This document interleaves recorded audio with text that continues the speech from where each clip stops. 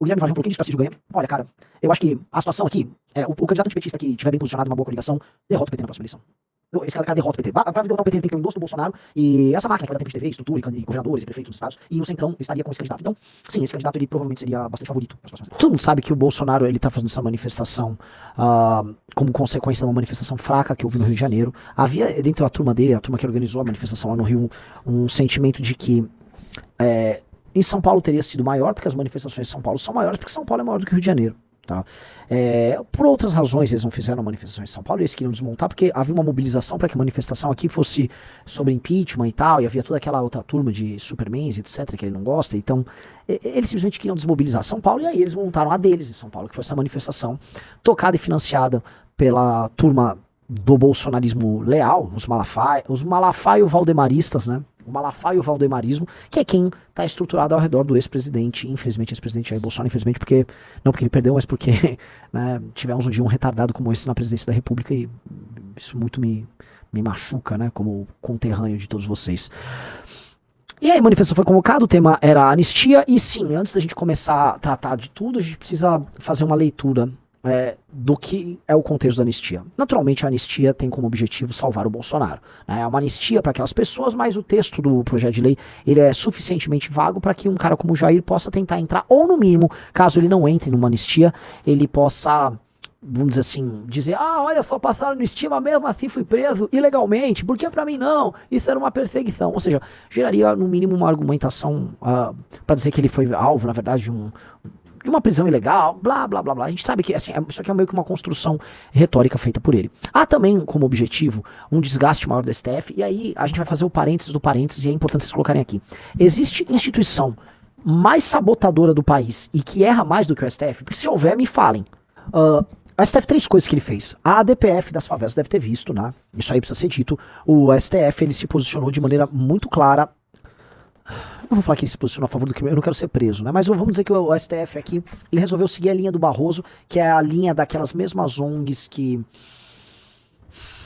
costumam atender ao interesse do crime organizado. O crime organizado não achou ruim a ADPF das favelas, então acho que é mais do que suficiente dizer isso. Isso aconteceu na mesma semana que também a turma do Barroso, através de uma canetada, retirou o judiciário do arcabouço, do péssimo arcabouço fiscal do PT, mas na prática o que está deixando claro é: vocês vão fazer economia aí nos outros setores do Estado brasileiro, seja no legislativo, seja no executivo, seja no setor, nas empresas, não importa. A única coisa que vocês não vão mexer é nesse cesto de privilégios chamado judiciário brasileiro. Então o STF simplesmente na canetada tirou o judiciário, porque sim, e nem argumentou, só tirou o judiciário. Então o judiciário, ele segue regras próprias, ele impede que os outros setores cuidem das contas públicas. Eles são como se fosse uma bomba relógio ambulante, e dane-se a gente que se adapte para pagar as contas deles, tá? Como eu disse, eu já falei para vocês, né? A máquina de pessoas que querem ser concurseiros, você entende que tem sentido você querer ser um concurseiro, porque nesse game, né, o Brasil é o Brasil é uma grande piada, cara, e você vai entrar para um setor que você não corre risco nenhum,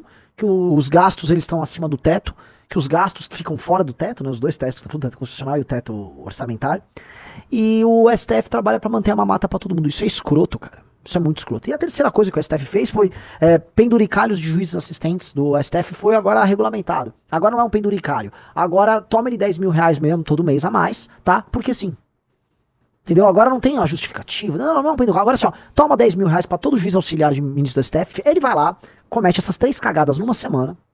E enquanto isso é visto como insensato, com razão, nas punições desses maluquinhos que tentaram sim um golpe de Estado. Vejam só como a nossa posição é uma posição complicada de explicar pras pessoas, né? E dentro de um processo, né, um processo complicado, para dizer o mínimo, oriundo do inquérito complicado, para dizer o mínimo, o Bolsonaro começa a se colocar como um inimigo do STF. O STF soa como sistema, e o STF é, em grande parte, a representação maior do sistema. Portanto, o Bolsonaro, quando bate nesse negócio da anistia, mesmo que seja pro benefício exclusivíssimo dele, parece para as pessoas que ele está enfrentando essa máquina de injustiças a favor do crime, que é o STF. E aí ele ganha politicamente com isso. Então, assim, para ele, é muito boa essa briga. Todo mundo sabe, todo mundo que anda em Brasília, o que eu tô falando aqui é sabido, tá? Que essa manifestação ocorreu com o beneplácito do próprio STF. Eu vou citar... Há um ministro que não é tão óbvio, não é o Xandão, então vamos ver se vocês colocam aqui. O mais agilizado politicamente dos ministros do STF já sabia da natureza da manifestação, já sabia do que seria dito. Tanto que a manifestação foi até, riso, calminha. Se olhar direitinho, a manifestação foi calminha. É o Bolsonaro chorando ali e tal, pelos dramas dele. Então, o que rolou foi isso. Foi uma manifestação. Ok, então todos os governadores, especialmente os governadores que são amigos de ministro do Supremo, e a maior parte dos que estavam presentes são amigos de ministro do Supremo, foram lá cumprir o papel de apoio ao Bolsonaro, defender a tese da anistia, ou seja, eles estão defendendo ali dentro das 4 linhas o que o Bolsonaro está pregando. Eles foram cumprir o papel deles e foram embora. Tá? Mas aqui que começa a discussão. Porque se por um lado o Bolsonaro ele é estranhamente reabilitado como liderança de uma causa, enquanto como figura eleitoral ele está se perdendo, porque vejam só, de fato o Bolsonaro ou o bolsonarismo ele se reabilita perante o público como uma causa, tá? Mas por outro, o grande eleitorado que ele contém, mas não se resume a bolsonaristas, você entendeu? O grande eleitorado, especialmente o grande eleitorado antipetista, ele contém, mas não se resume a bolsonaristas. Então, esse eleitor, ele começa a se desprender do Bolsonaro. Isso é uma pesquisa recente, o Dr. Rafael Almeida Riza pode colocar aqui, dando conta de que as pessoas não querem que o Bolsonaro seja candidato. Acho que saiu ontem ou anteontem. As pessoas já estão dispensando o Bolsonaro como candidato. Saíram pesquisas também, acho que é coisa de 2 semanas atrás, dando conta também que aqui ó, Datafolha, isso saiu dia 6, foi agora. Datafolha, 67% dizem que Bolsonaro deveria desistir de candidatura em 26. Levantamento ouviu 3.054 pessoas entre 1º e 3 de abril. A margem de erro é de 2 pontos percentuais para mais ou para menos. Pois bem, soa paradoxal, tá? Que, olha, há uma reabilitação, mas não. Porque as pessoas às vezes tomam o todo pela parte, ou às vezes a parte pelo todo. Isso é um problema de análise que as pessoas têm. O fato do bolsonarismo estar especialmente quente perante um público engajado deles, e dá pra ver os números das lives da galera bolsonarista, há um momento de calor dentro do bolsonarismo, não significa que o restante do eleitor que está alheio a isso está achando o Bolsonaro bacana. A verdade é que esse eleitor está cansado do Bolsonaro, mas não necessariamente das representações bolsonaristas. Então, esse eleitor, quando eles falam, se é até uma pesquisa, nem Lula nem Bolsonaro, ele quer uma outra coisa, isso não significa que ele não vai pegar um bolsonarista no lugar do Bolsonaro, entendeu? Então ele pode muito bem pegar um bolsonarista. E qual é o cálculo que esses homens que querem suceder o Bolsonaro estão fazendo nesse exato instante? O cálculo é esse. Como é que eu faço para levar o eleitor do Bolsonaro e ser o candidato em 2026? Como é que eu faço meu partido fazer uma bancada grande em 26? E aí esses governadores, que esse é o... Aí sim, vamos começar a pegar o game. Que esse é o objetivo daquele monte, uns 6, 7 governadores que estavam presentes com o Bolsonaro. Qual era o objetivo deles ali? É repartir o butim do Bolsonaro. É repartir basicamente o legado eleitoral dele. Então você vai ver, olha só, Zema, Ratinho, Tarcísio e Caiado, tá? Eles estão ali unidos pela anistia. Amigo, ninguém ali liga pra anistia, tá todo mundo cagando pra anistia. O que você acha que o Caiado achava daquelas pessoas que estavam acampadas na frente de quartel em Goiás? O que o Ratinho achava? Eles cagavam pra isso. Eles estão nem ligando pra isso. Achar que esses governadores saíram dos seus estados de origem pra ir lá lutar pra um bando de maluco que queria um golpe de Estado, que pudesse um golpe de Estado, inclusive depor ou prender eles. Esses caras nem ligariam. Na verdade, eles iam adorar que o Bolsonaro prendesse esses governadores, tá? Achar que eles estão ligando pra aquelas pessoas ou pra uma pauta de anistia é maluquice. Então, naturalmente, assim, vamos tirar o véu de hipocrisia daí, tá? Naturalmente, ninguém tá ali por causa de anistia nenhuma. O que eles estão ali é atrás de voto. Ainda mais do que voto, eles estão atrás da validação do Bolsonaro para seus respectivos projetos políticos. Eles estão atrás da validação do Bolsonaro para seus respectivos projetos políticos. Aí acontecem as coisas mais engraçadas. O Ratinho é governador do Paraná, certo? Ele sonha, talvez, distante, ser candidato a presidente da República, ou pelo menos um bom candidato ao Senado, certo? Isso o Ratinho, ou vice de alguém, certo?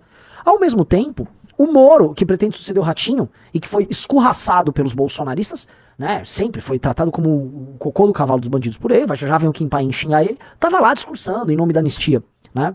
O Zema tava lá e o Nicolas tava lá, por Minas Gerais. Ou seja, é uma briga por espólio político. De maneira clara, tava todo mundo ali buscando espólio. Estamos unidos. Vocês estão unidos por nada. Essa causa aí é o seguinte: se chegar o Alexandre de Moraes, passar a mão no telefone e ligar para algum desses governadores e falar: sai fora desse assunto, senão todo mundo sai fora. Então, se o Xandão pegar, passar a mão no telefone, é isso. Então, o que eles estão fazendo é uma construção pessoal dentro de determinados termos. E quais são os termos? Os termos são: haverá eleição em 2026 e é muito provável que um candidato antipetista derrote o Lula ou o sucessor do Lula na eleição de 26. Capite? Todo mundo entendeu isso aqui? Então essa é a coisa número 1. Coisa número 2. Este presidente eleito sairá de uma coalizão de partidos do Centrão. Certo? Todo mundo entendeu? Beleza. Coisa número 3. Essa coalizão de partidos do Centrão vai oferecer um conjunto de candidatos que vão se colocar na mesa. E que se não forem candidatos a presidente, no mínimo vão obrigar os outros a sentar e obter uma negociação boa. Não só para o candidato, mas para o partido. Capite? Entendeu, Riso? Capite. Eu digo isso porque na eleição de 2000... Além de eu saber que isso está acontecendo, porque eu conheço os envolvidos, eu sei também que na eleição de 22, quando houve uma série de candidatos se reunindo para conversar sobre quem vai ser o candidato do centro, eu cheguei a estar nesses grupos de WhatsApp, tinham vários ali. Eu vi as conversas ali, eu participei dessas conversas, participei de reuniões online com esses caras e tal, e no fundo muitos deles estavam ali porque o partido colocava, o partido posicionava um deles pra estar lá, e aí, né, só pra negociar a retirada, é um jogo. Então tá todo mundo ali fazendo parte desse jogo, mas não apenas eles. Se vocês repararem ali, como a causa da anistia, ela pega bem pra alguns bolsonaristas, não pega bem ali, e ela causa algum tipo de dano no STF, e ao mesmo tempo ela virou um palanque eleitoral para suceder o Bolsonaro, todo mundo apareceu, todo mundo quer tirar uma casquinha, porque foi entendido essa manifestação como uma manifestação de teor exclusivamente eleitoral. Então você vai olhar ali, vereadores, deputados, toda sorte de bolsonarista, quem tá de olho nas eleições de 26, foi lá. Repara isso, Riso. Todo mundo que é bolsonarista, o neo-bolsonarista, que até agora os neo-bolsonaristas, vocês devem ter visto alguns neo-bolsonaristas patéticos lá, né? Vão lá, aí eles se submetem, é foto com o Mito, é foto com o Nicolas, são as coisas patéticas, de pessoas que são patéticas e que vendem até a mãe pra ter voto, né? Então lá, né? E vão fazer isso, e é do jogo. Então vocês precisam entender que essa manifestação é uma manifestação de caráter exclusivamente eleitoral. É uma manifestação sobre a sucessão do Bolsonaro, sobre a sucessão do Bolsonaro dentro da direita, e sobre quem vai assumir. E caso por exemplo, o Caiado vai ser esse cara? Muito provavelmente não. O Caiado não será esse cara. Agora, de alguma maneira, o Caiado tá se posicionando pra alguma coisa nesse jogo. O Caiado pode ser um vice, entendeu? União Brasil tentar catrucar um vice ali, entendeu? O Zema, ele não tem partido nem cacife pra vice, muito menos para presidente.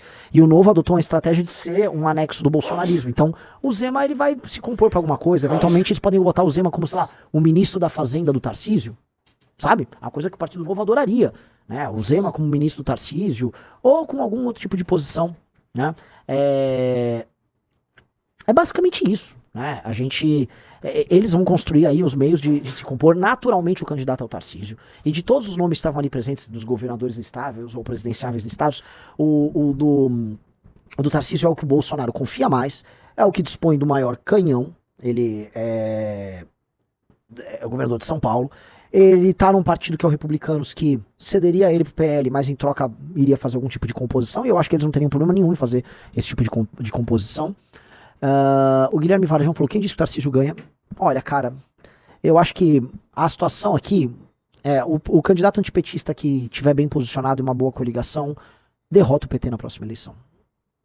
Esse cara derrota o PT. Para derrotar o PT, ele tem que ter o endosso do Bolsonaro e essa máquina que vai dar tempo de TV, estrutura e governadores e prefeitos nos estados, e o Centrão ele estaria com esse candidato. Então, sim, esse candidato ele provavelmente seria bastante favorito para as próximas eleições. A não ser que o Lula impõe uma reviravolta que eu acho que não está no horizonte de ninguém. Alguém aqui acha, sendo bem honesto, que o Lula vai dar uma reviravolta?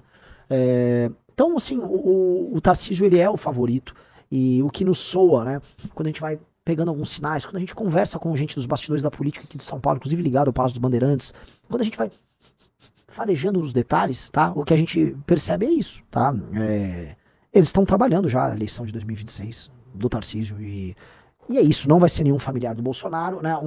Um Eduardo, um candidato aí da família só faria sentido num contexto em que o Bolsonaro não se sentisse contemplado, ainda que há uma fragilidade na estratégia. E qual seria a grande fragilidade na estratégia? O próprio Jair. O Jair vai preso. O Jair é um sujeito instável, tá? Pense a seguinte coisa: Jair Bolsonaro preso. 2.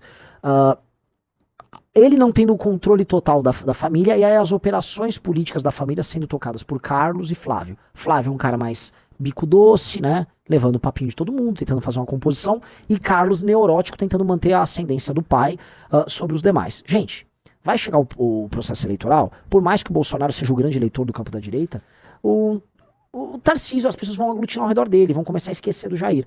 Carlos e outras figuras vão ficar obrigando a todos os candidatos terem que fazer grandes demonstrações de lealdade ao Bolsonaro, quando eles vão ficar fazendo cálculo, uns vão fazer, outros não.